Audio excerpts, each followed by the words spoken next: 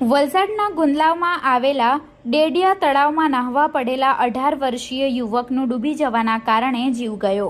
વલસાડના ગુંદલાવ ખાતે આવેલા શક્તિનગરમાં અને મૂળ રહે ધનખડી ફુલવાડી જિલ્લો કેઈલાલી નેપાળ જેઓ ગુંદલાવ ચોકડી HP પેટ્રોલ પંપની પાછળ આવેલા ભંડારવાડ ડેડિયા તળાવના પાણીમાં 3 મિત્રો સાથે નાહવા માટે ગયો હતો।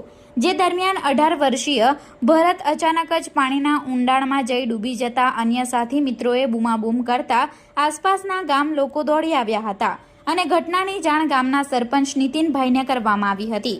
ઘટનાની જાણ સરપંચને થતાં તેઓ તાત્કાલિક ઘટના સ્થળે પહોંચી ગયા હતા અને ગામના અન્ય લોકોએ પાણીમાં કૂદી ભરતને બચાવવા માટે પ્રયત્ન કર્યા હતા।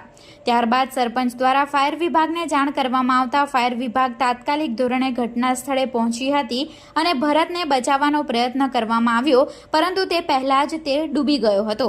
ત્યારબાદ ફાયર વિભાગે શોધખોળ કરતા તળાવના ઊંડાણમાંથી મૃત હાલતમાં ભરતની લાશ મળી આવી હતી। ઘટનાની જાણ પોલીસને કરવામાં આવતા પોલીસ ઘટના સ્થળે પહોંચી હતી અને ખાનગી એમ્બ્યુલન્સને જાણ કરવામાં આવી હતી। ખાનગી એમ્બ્યુલન્સ મારફતે ભરતની લાશનો કબજો લઈ PM હેઠળ નગરપાલિકા હોસ્પિટલમાં ખસેડી રૂરલ પોલીસે આકસ્મિક મોત અંગે ફરિયાદ દાખલ કરી છે।